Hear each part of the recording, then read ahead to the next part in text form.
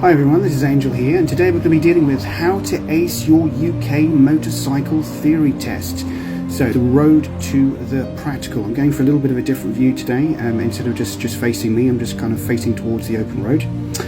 And it's a nice day as well, which is great. Okay, all right, good. So I've already done a fairly lengthy clip on how to do your unrestricted motorcycle license.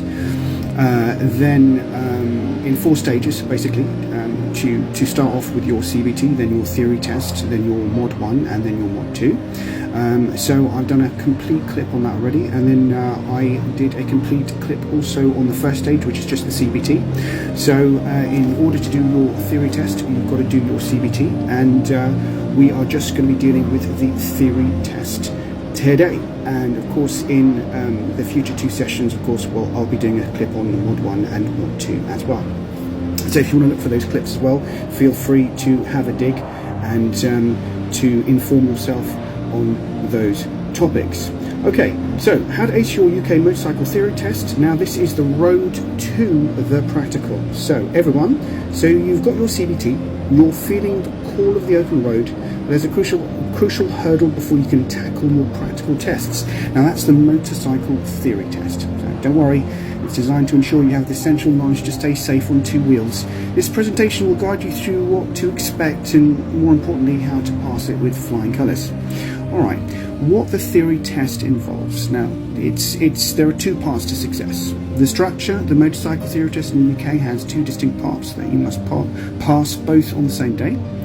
You've got these multiple choice questions. At least they're multiple choice, so that's good.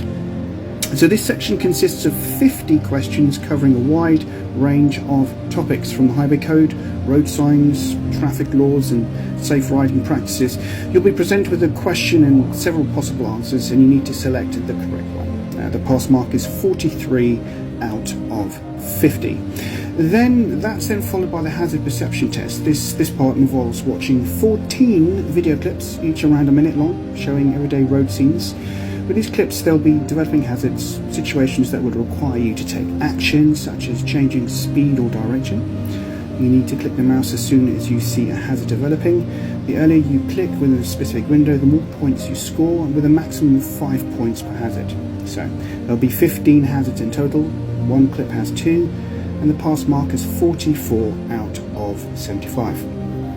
So timing wise for everything, you'll have about 57 minutes for the multiple choice section and around 20 minutes for the hazard perception part. And there's a short break in between if you need it. Now with the hazard perception part, it's effectively a computer game, and it really is worth downloading practice tests from the internet. I did about 30 before I decided to go for the test to make sure that I could pass them all. And just learn your road signs. Right, your test day experience. Of course you need to book first. You need to book your theory test in advance, the official DVSA, Driver and Vehicle Standards Agency website. Make sure you have your driving license details ready. The location. The test will take place at a designated test centre. Ensure you know the location, arrive in plenty of time. You have to bring ID with you, so you must bring your photocard driving license with you. Without it, you won't be allowed to take the test and you'll lose your fee. So make sure you bring your documentation with you, okay? In the test environment, you'll be seated at an individual computer workstation with headphones. Clear instruction provided before each part of the test begins. And you can usually go through a practice session for both the multiple choice and hazard perception before starting the actual test. Results, once you've completed both parts, you'll receive your results before you leave the test centre. If you pass, you'll be given a pass certificate, which is valid for 2 years. You must pass your Module 1 and Module 2 practical tests within this time frame in order to get your full licence. Okay. Now, how to pass your theory test? Okay. Strategies for success. You need to master the highway code.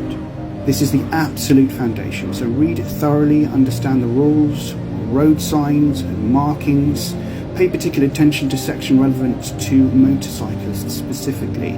I went through a load of YouTube stuff as well, just to make sure I actually knew the road signs, because at the end of the day, the last time I'd taken any form of driving theory test was when I did my car license, and that was so long ago it wasn't even in the computer room. It was just the examiner sitting next to me with a book, asking me what particular signs he was showing me the book, and if I gave him the correct answers, then hey ho, I got my license. But things are a little bit more tricky nowadays. So practice, and practice, guys. Utilize the numerous online resources, apps, and practice tests which are available. These stimulate the real test environment and help you identify areas where you need more study. Focus on understanding why an answer is correct, not just memorizing the answers. Hazard perception techniques. Practice clicking early when you see a hazard developing, not just when it's an immediate danger. Think about what might happen next in the video clip. Don't click excessively or randomly, this can lead to a 0 score for that clip. That's why I would really recommend you practice that online, because it's as much as understanding what the hazards are and playing a computer game properly. So it's something to get used to. So understand motorcycle specific content as well. So pay extra attention to rules and advice, and specifically for motorcyclists, such as carrying passengers, lane positioning, and defensive riding techniques.